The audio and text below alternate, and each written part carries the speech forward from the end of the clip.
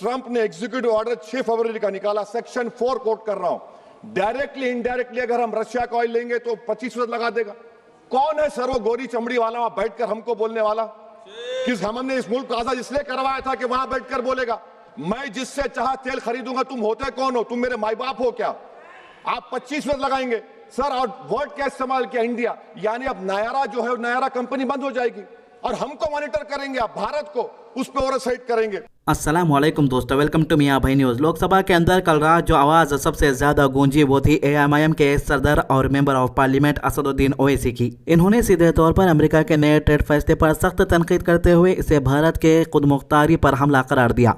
मामला शुरू हुआ अमेरिका के प्रेसिडेंट डोनाल्ड ट्रंप के एक एग्जीक्यूटिव ऑर्डर से। इस ऑर्डर के मुताबिक अगर इंडिया सीधा या गैर सीधा तौर पर रशिया से तेल खरीदता है तो अमेरिका 25% का भारी टैरिफ लगा सकता है इंडियन इंपोर्ट पर। यह फैसला सामने आते ही सियासी माहौल गर्म हो गया। ओवैसी ने लोकसभा में खड़े होते ही तीखे अल्फाज में सवाल उठाया, क्या भारत अब किसी दूसरे मुल्क के इशारों पर अपनी एनर्जी पॉलिसी तय करेगा? इन्होंने कहा, हमने आज़ादी किस लिए हासिल की थी? क्या इसलिए कि कोई बाहर बैठकर हमें बताए कि हम कौन से मुल्क से तेल खरीदें और कौन से नहीं? इनका अंदाज़ा जज्बाती भी था और सीधा भी। इन्होंने सरकार की खामोशी पर भी सवाल उठाया और पूछा कि जब देश की सोवरेनिटी का सवाल हो तो चुप रहना क्या ठीक है? ओवैसी ने इस फैसले को सिर्फ एक ट्रेड पॉलिसी नहीं बल्कि भारत के सेल्फ रेस्पेक्ट का मसला बताया। इन्होंने कहा कि देश अपनी ज़रूरतों के मुताबिक तेल खरीदने का हक रखता है, चाहे वो रशिया हो, अमेरिका हो या कोई और मुल्क। इनके अल्फाज में एक पैगाम साफ था, इंडिया को अपना फैसला खुद लेना चाहिए, किसी दबाव में आकर नहीं। इसी बीच व्हाइट हाउस की तरफ से भी एक बड़ा दावा किया गया। प्रेस सेक्रेटरी कैरोलिन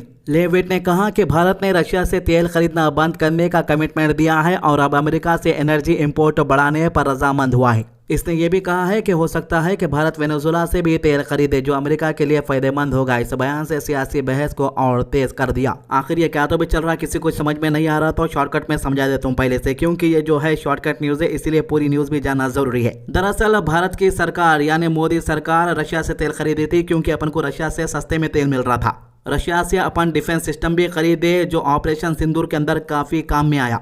और ईरान के साथ भी एक बड़ी डील हुई थी, ईरान को जाने का एक रास्ता भी बनाया जा रहा था। लेकिन अमेरिका बोल रहा है कि इंडिया वाले ना ईरान से दोस्ताना रखना, रिश्ता रखना और ना ही रशिया से, इसीलिए अपने ऊपर टैरिफ 25% लगा दिया, जिसकी वजह से काफी हंगामा भी हुआ। सब कुछ ठीक चल रहा था, लेकिन जैसे ही FCN फाइल्स के अंदर कुछ ईमेल में इनडायरेक्टली मोदी का नाम आने के बाद हड़कंप मच गया। अपोजिशन वाले मोदी को घेरने की तैयारी में लग गए। उसके बाद फॉरेन स्पोक पर्सन, इंडिया के जो फॉरेन मिनिस्ट्री के स्पोक पर्सन है, उन्होंने खुद बयान दे के बोले कि मोदी का ऐसे कामों में कुछ भी इन्वॉल्वमेंट नहीं है। ईमेल में बस ये लिख के था कि इंडिया के प्राइम मिनिस्टर को इसराइल में जाकर डांस करने का है। तो इनडायरेक्टली मोदी सरकार के ऊपर प्रेशर बनाया गया इसराइल की तरफ से और अमेरिका की तरफ से, और इसी दबाव के बीच में रशिया से दोस्ताना कट करना पड़ा, ईरान से भी दोस्ताना कट करना पड़ा। तो ये चीज़ पूरे इंडिया को साफ साफ दिख रही है कि मोदी सरकार ट्रंप के दबाव में आकर ट्रंप जैसा बोले वैसा नाचना शुरू कर चुकी है। इसीलिए असदुद्दीन ओवैसी ने लोकसभा में इस बात को उठाया। लेकिन वाकया सिर्फ यहीं तक लिमिटेड नहीं रहा। ओवैसी ने यूरोपियन यूनियन के साथ होने वाले ट्रेड एग्रीमेंट पर भी गहरी चिंता जताई। इनका कहना था कि अगर टैरिफ लगातार कम किए गए तो देश की डोमेस्टिक इंडस्ट्री को नुकसान हो सकता है। इन्होंने प्रोडक्शन लिंक्ड इंसेंटिव यानी PLI स्कीम का जिक्र करते हुए कहा कि जब सस्ते फॉरेन प्रोडक्ट्स इंडियन बाजार में आएंगे तो लोकल मैन्युफैक्चरर्स का क्या होगा? अगर आपसे बाहर की गाड़ी यानी अमेरिका की हार्ली डेविडसन खरीदते हैं तो उसके ऊपर आपको कोई भी टैक्स देने की जरूरत नहीं है। इन्होंने खासकर टेक्सटाइल सेक्टर का हवाला दिया। भिवंडी, मालेगांव और बनारस के पावरलूम वर्कर्स का जिक्र करते हुए कहा कि अगर अमेरिका और दूसरे मुल्क अपनी शर्तें थोपते रहे तो हमारे कपड़े उद्योग पर असर पड़ेगा। भारत बांग्लादेश को 70% रॉ कॉटन सप्लाई करता है। अगर बांग्लादेश जीरो टैरिफ पर अमेरिकन कॉटन लेने लगा तो हमारा किसान और उद्योग दोनों को झटका लग सकता है। सवाल अब ये उठ रहा है कि क्या ये एक फ्री ट्रेड एग्रीमेंट है या फिर इकोनॉमिक प्रेशर का नया रूप? क्या भारत अपनी स्ट्रेटेजिक ऑटोनॉमी बरकरार रखेगा या ग्लोबल पावर पॉलिटिक्स के दबाव में नए फैसले करेगा? सरकार की तरफ से अब तक कोई साफ बयान नहीं आया है, लेकिन सियासी गलियों में चर्चा तेजी से बढ़ रही है। राहुल गांधी ने इस पर एक जबरदस्त बयान दिया था। एक तरफ भागवा शॉल पहने हुए पिंकी चौधरी है जो हमेशा भड़काऊ बयान देता है और हाल ही में पुलिस वाले इसको गिरफ्तार भी कर लिए थे क्योंकि घर घर जाके तलवारें बांट रहा था माहौल खराब करने के वास्ते। और दूसरी तरफ दीपक कुमार है जिन्होंने अपनी जान की परवाह किए बगैर एक मुस्लिम बुजुर्ग को बजरंग दल के हाथों से बचाया। अब मामला ये है कि आज दोपहर 3 बजे हिंदू रक्षा दल के जो मेंबर्स है ये कोटद्वार पहुंच रहे हैं। ये चाहते हैं कि ये लोग अपने हाथों से दीपक को मुसलमान बना दें। ये खुलेआम वीडियो के अंदर धमकी दे रहा है कि इसका अमलापन हमारी टीम निकालेगी, यानी ये दीपक को खुलेआम धमकी दे रहा है। और इसके कोटद्वार जिम पर ही पहुंचेगी और इसे बताएंगे जो इसने अपने आप को मोहम्मद दीपक करने का काम किया है ना, इसको मुंह तोड़ जवाब देने का काम हिंदू रक्षा दल के योद्धा करेंगे। ललित भाई और अन्य जिलों से सारी टीमें पहुंच रही हैं और इसका मुल्लापन वहां कल निकाला जाएगा पूरी ताकत से। कोटद्वार में इसके जिम पर पूरी ताकत से पहुंच रहे हैं। इसको हम बताएंगे कि इसको जिस तरीके से मुल्लाओं का समर्थन करके हमारे हिंदू भाइयों का उत्पीड़न कर रहा है, इसकी बुद्धि ठीक करेंगे।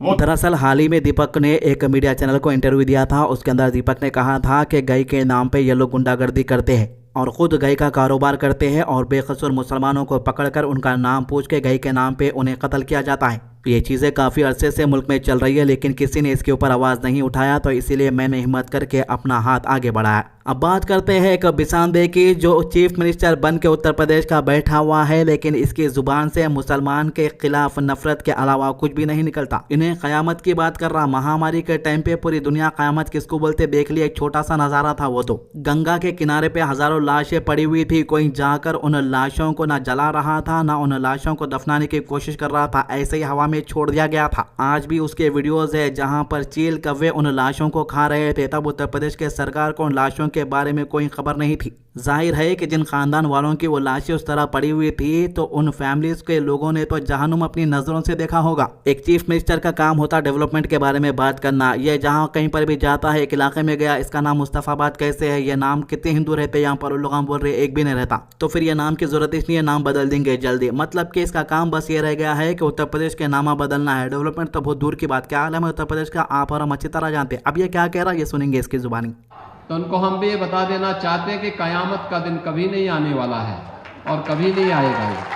कयामत के दिन के लिए मत जियो। हिंदुस्तान में कायदे से रहना सीखो, कायदे से रहना सीखो। यहां का कानून मानो,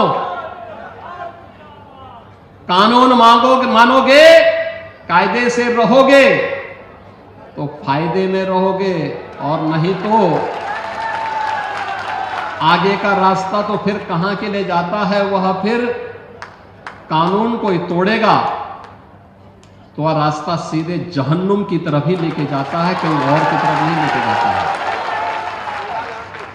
कानून तोड़ करके कोई जन्नत जाने का सपना देख रहा है तो सपना उसका कभी पूरा नहीं होने वाला है। देखिए, इन्हें जिस मज़हब को फॉलो करता बचपन से लेकर अब तक, उस मज़हब के बारे में इन्हें आज तक एक भी बयान नहीं दिया। इसकी ज़ुबान से मैं उस मज़हब के अंदर क्या क्या लिखा हुआ है, अच्छी चीज़ें या बुरी चीज़ें, कुछ भी बोलते हुए नहीं सुना। लेकिन ख़ासतौर से ये जहन्नुम, क़यामत के बारे में, जन्नत के बारे में हमेशा भड़काऊ बयान देते रहता। बोल रहा कि क़यामत नहीं आने वाली। अरे भाई, जो लोग दुनिया से चले गए, जाके कब्रिस्तान में पूछ क़यामत कैसी है बोल के मरने के बाद उन लोगों को। उत्तर प्रदेश में दलितों के ऊपर जो जुल्म हो रहा, वो जुल्म के बारे में भी कभी आवाज़ उठा? भाइयों को हमारा क्रांतिकारी जय भीम भाइयों। जैसे हमारे घर पर आज बारात आया है, तो साथ के जो लोग हैं, माली बोलते हैं, वो बारात नहीं चढ़ने दे रहे हैं। बोल रहे हैं कि चमार का बारात नहीं चढ़ने देंगे। बहुत ही ईंट पत्थर मार रहे हैं, ज्यादा चोट लगा है। आप देख सकते हो, देखो ये आदमी बुढ़ा को देखो, कुत्ता को शर्म नहीं है। तो उत्तर प्रदेश के एटा डिस्ट्रिक्ट से एक वीडियो सामने आया है जिसमें एक दलित खातून की आवाज़ सुनाई देती है। ये इल्ज़ाम लगा रही है कि मुख्तलिफ साके बिरादरी के लोगों ने शादी के बारात पर हमला किया। वीडियो में वाज़े तौर पर सुना जा सकता है कि पत्थरबाजी की गई और गोलियां चलाई गई। 2 फायर की आवाज़ भी रिकॉर्ड हुई है जो माहौल की संगीनी को बयान करती है। तो इस चीज़ के ऊपर कभी ये लोग बात नहीं करेंगे। लड़कियां खुद वीडियो बनाकर वायरल कर रही है। और ज्यादा से ज्यादा मेरे भाई इस वीडियो को शेयर करो। ये लोग खुद कहते हैं कि दलित हिंदू है। जब वोटिंग होने रही थी, इलेक्शन आ जाता तो बोलते हैं कि दलित हमारे भाई है, लेकिन ये लोग खुद दलितों के ऊपर जुल्म करते हैं। इस पर कोई इन्हें सपोर्ट में भी नहीं आता सिवाय दलित के लीडरों को छोड़ के। तो ये थी अभी तक की अपडेट। आज की अच्छी बात, रसूलुल्लाह सल्लल्लाहु अलैहि वसल्लम ने फरमाया, मेहमान की एक रात मेहमान नवाजी करना वाजिब है। अगर मेहमान सुबह के वक्त तक उसके घर रहा और उसने मेहमानी ना की तो ये उस साहिबे खाना पर कर्ज है। मेहमान चाहे तो उससे मांग कर वसूल कर ले, चाहे तो छोड़ दे। इब्ने माजा 2677। हमारे चैनल को सब्सक्राइब कीजिए, वीडियोस को ज़्यादा से ज़्यादा शेयर कीजिए। अल्लाह हाफिज़।